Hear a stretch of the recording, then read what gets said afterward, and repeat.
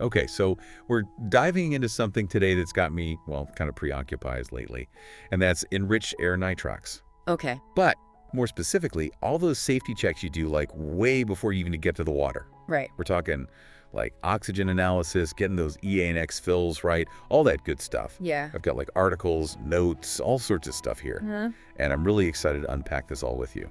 Sounds good. It's always good to refresh on those safety habits, especially when we're messing with, the air we breathe underwater, right? Exactly. One thing that like kept jumping out at me from all this material is this whole emphasis on personal verification. Mm-hmm. It seems like analyzing your own tank, like it's not really optional, even if you know, trust the people at the fill station. Right. So why is that so crucial? Why is that so important? You've hit on something really important. And it boils down to taking responsibility for your own safety. Okay. We're not saying to assume anyone is incompetent, but mix-ups can happen, even with, skilled blenders and the best intentions. Sure. That personal verification is all about minimizing that risk. So it's like that extra layer of precaution on top of everything else. Exactly. Think of it like checking your parachute before you jump out of a perfectly good airplane. Okay. You trust the packers, but you still do that final check yourself. Right. Right. Okay, that's a powerful analogy. Yeah. Now you've got me like really thinking, okay, so Yeah. let's say I'm staring at the oxygen analyzer, right? Mm-hmm. What am I even looking for? Yeah. And what is that acceptable range we hear about all the time? Good question. The standard practice is to aim for plus or minus 1% of the target oxygen content. Okay. For instance, if you requested a 32% blend for your dive, anything from 31 to 33% is generally considered like within acceptable limits. Okay, got it. Yeah. But why that 1% wiggle room? What's the logic behind that? Good question. It's all about recognizing that blending gases isn't like an exact science. Okay. There are always these like tiny variations that can creep in during the process. Okay. Things like slight temperature fluctuations, even just, how the equipment was calibrated that day. Right. That 1% buffer accounts for these like little inconsistencies. Okay, that makes sense. Yeah. So what happens if my reading is outside of that? Yeah. Like am I hitting the panic button? What do I do? Definitely not panic, but definitely a time to like pause and investigate further. Okay. The first thing you'd want to do is double check, ideally with a different analyzer. Okay. If you really want to be thorough, try one that uses a different technology. Okay. A big discrepancy could mean there's an issue with the initial blend or even with your analyzer itself, And in that case, it's always better to err on the side of caution, right? Absolutely. Never dive with a cylinder you have doubts about. Right. It's always better to address any concerns, before you're underwater and reliant on that air. For sure. You're preaching to the choir there. Right. Okay, so we've analyzed the tank. Everything looks good. We're feeling good, confident. Yeah. And now we get to the sticker in the fill log. What is the deal with all that? Is it just record keeping? What's the point of that? Think of it as a chain of custody for your air. Okay. And it can be more critical than you might think. Okay. That sticker on the cylinder is like its ID card, giving you that at-a-glance information like the oxygen content, the fill date, the maximum depth that's safe to use at, and even who did that final analysis. Okay, so it's like a quick reference if there are ever any questions. Exactly. And that fill log at the dive shop, that's the more detailed version, like a paper trail, documenting who blended your specific mix, when they did it, what analysis they got, who signed off on it. Wow. It's all about traceability and accountability. It's like a fingerprint for your specific blend, Yeah. which is kind of cool when you think about it. Yeah. But this whole process got me wondering, what if I want to analyze my tanks, at home or even at the dive site before I go out? Do I need to invest in my own oxygen analyzer? Yeah. Is that essential gear for every EANX diver? That's a question I get a lot. And you're right. Our source material feels pretty strongly about divers having their own analyzers. It did feel a little bit like a sales pitch, I got to be honest. But is it truly necessary? It's not mandatory in the same way that, say, a dive computer or a BCD is, Yeah. but it definitely offers advantages, especially in terms of convenience and peace of mind. Okay. Just think, you'd have complete control over its maintenance, you'd know its calibration history inside and out, and you could double check those blends anytime, anywhere. Yeah. No more relying on the dive shop's schedule or hoping their analyzer is available when you need it. So it's more about that added peace of mind and the convenience factor, especially if you're someone who dives with ENX frequently. Exactly. Yeah. Imagine showing up at a dive site, you're all geared up, ready to hit the water, and then you realize you need to wait in line to use the shop's analyzer. Well, Having your own eliminates that hassle altogether. sure. Plus, it's been cared for properly, which is always reassuring. I can see the appeal in that. Yeah. Okay, let's switch gears for a second and talk about the actual analysis process. Yeah. The materials I shared mentioned a bunch of steps. Yeah. But for someone like, especially if you're newer to using an oxygen analyzer, Right. what are the big things to pay attention to? Like, what are the make or break steps? Calibration is absolutely paramount. You're essentially comparing the gas in your tank to a known reference point, which is regular air. Gotcha. Make sure you calibrate your analyzer every single time you use it and follow those manufacturer's instructions to the letter. Okay. No cutting corners there. Makes sense. And then there's this whole thing about not breathing into the sensor. Right. Seems pretty, I don't know, self-explanatory, but why is that such a big no-no? Remember how we talked about those tiny variations that can affect the gas mix? Uh-huh. Well, moisture is the enemy when it comes to accurate readings. Okay. And unfortunately, our breath is full of it. Right. Even a little bit of moisture can throw off the accuracy of the sensor and can even shorten its lifespan over time. Oh, wow. So it really is that sensitive. It is. It's the same reason you always store these analyzers in a cool, dry place. You want to keep them happy and functioning correctly. Treat your analyzer with respect, and it'll return the favor. Absolutely. Okay, one last thing that stood out to me from all this research was a point about enriched air itself. Okay. We spend a lot of time talking about the oxygen percentage, Right. which makes total sense. Right. But enriched air is also about having less nitrogen, right? Yes. We don't seem to talk about that as much. That's true. And I realized as I was going through this stuff, I don't think I fully grasped how that reduced nitrogen content actually affects our bodies Right. and our dives, on a physiological level. Yeah. Seems like a bit of a rabbit hole, but, an important one to explore. It is a rabbit hole, and it's fascinating. Mhm.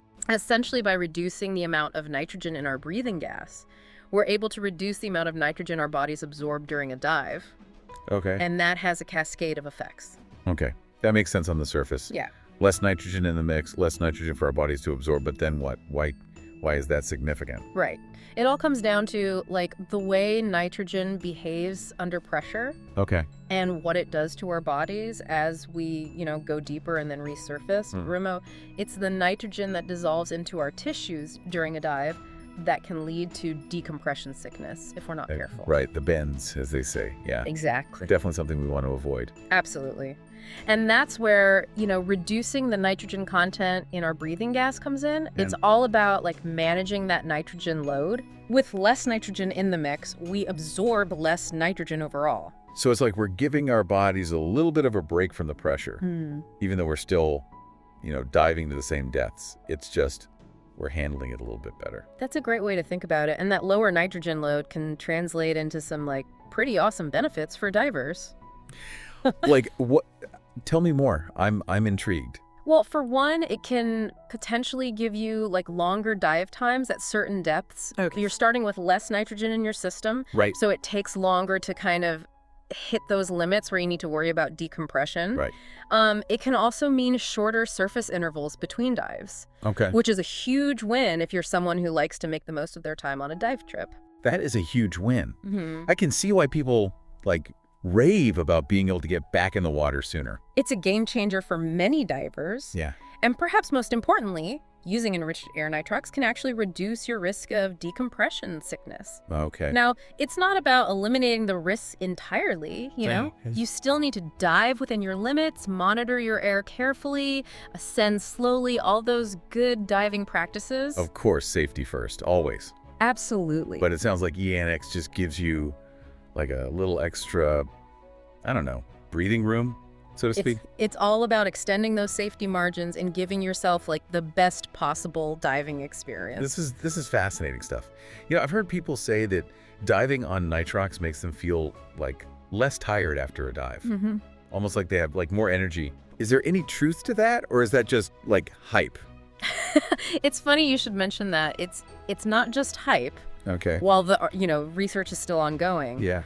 There's a growing body of anecdotal evidence, Okay. and even some studies suggesting that reduced nitrogen might lead to less post-dive fatigue. Interesting. Yeah. Okay, now that you mention it, I have felt, I think, more energized after certain dives, Yeah. especially like deeper ones. Yeah. And I was just chalked it up to just being like in a good mood from seeing, amazing stuff underwater. Sure, sure. But maybe it is. Maybe it is the nitrox. It could be a combination of factors for sure, but those positive effects, might also be attributed to reduced nitrogen. That's wild. We tend to focus so much on the oxygen side of EAX, but the nitrogen reduction is clearly a really big deal too. It's a game changer for many divers. It's all about understanding the science behind the gas we're breathing and how it interacts with our bodies. And speaking of understanding the science, Yeah. you mentioned, we still need to dive within our limits, even with enriched air. Right. So does that mean like the same dive tables and computer algorithms apply, or are there specific ones for EAX? That's a really important question. Yeah. When you're diving with enriched air, you're essentially changing the rules of the game. You're diving with a different mixture of gases, and that means you need to adjust your calculations accordingly. Right. Using standard air dive tables or even air settings on your dive computer with enriched air can be incredibly risky. Gotcha. So how do we adjust then? Yeah. Walk me through it. Okay, so the good news is most modern dive computers are equipped to handle EANX calculations. Okay, it's good. You simply input your oxygen percentage. Okay. That's where that little sticker on your tank comes in handy again. Right. And your computer will take care of the rest. Nice. It'll give you no decompression limits. It'll track your nitrogen absorption based on the enriched air mix. Okay. And it'll, keep you within those safe diving parameters. So it's essentially telling you how long you can stay at a given depth, what your ascent rate needs to be, Right. just like it would for a regular air dive. Mm-hmm. But it's just factoring in the EAX this time. Exactly. It's like having a personalized dive plan tailored to your specific gas mix. Perfect. And even though your computer does the heavy lifting, it's still crucial to understand, the basic principles of EANS diving. Okay. How to plan your dives conservatively, monitor your air consumption closely, and follow all those safe diving practices. So it's about working with the technology, not just blindly relying on it. Precisely. And always err on the side of caution. Of course. Of course. Now, you mentioned dive tables earlier. Yeah. Are those, completely obsolete in the age of dive computers? Right. Or is there still a place for them, even with EANGs? While dive computers have, revolutionized how we dive, For sure. knowing how to use dive tables is never a bad thing. Or Like yeah. having a backup compass. I like that. In the, unlikely event that your computer malfunctions, understanding how to use those tables, especially those specific to EANX, could be a literal lifesaver. Okay, good to know. Yeah. You've given me a lot to think about. Good.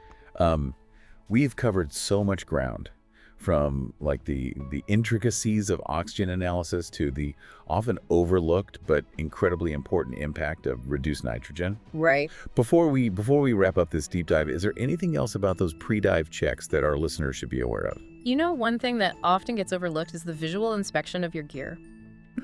It's easy to get caught up in making sure the air is good, Right. but your equipment is just as important. Sure. Before every dive, whether you're using air or EANX, take a few minutes to inspect your gear thoroughly. Check your BCD for leaks, make sure your regulator is functioning properly, examine your dive computer, and look for any signs of wear and tear on your fins, your mask, your exposure suit. It's like that old saying, plan your dive and dive your plan. Yes. But it applies to your gear, too. Exactly. It only takes a few extra minutes and can prevent a minor issue from turning into a major problem underwater. That's great advice. Okay, so we've covered the what and the why of all those, pre-dive ENX checks. Right. Yeah. You're talking about the science behind the gas, the nitrogen, all that good stuff. Yeah. We even, touched on that good old-fashioned gear inspection. Right. But before we wrap up this deep dive, Yeah. what's the one big takeaway, the aha moment that you want our listeners to walk away with today? I think it really boils down to knowledge is power. Okay. Especially when it comes to diving. I mean, we're literally talking about changing the air we breathe underwater, right?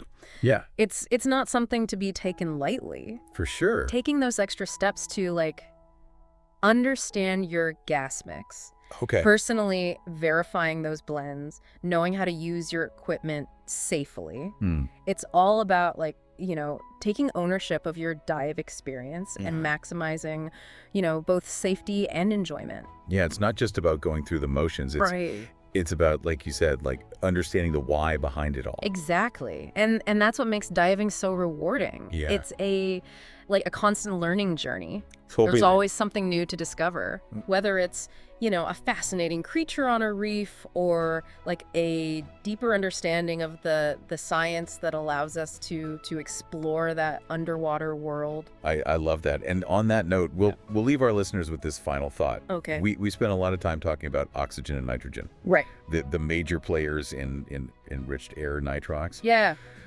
But as we know, the air we breathe is actually a mixture of other gases as well. Right. So it got me wondering, like, do those trace gases, do they change at all in an enriched air blend? Mm. And if so, what impact, if any, might they have on our dives? Yeah. Something to ponder until our next deep dive. Absolutely. Thanks for joining me. It's been great having you. Yeah, this was fun. As always, and we'll catch everyone next time.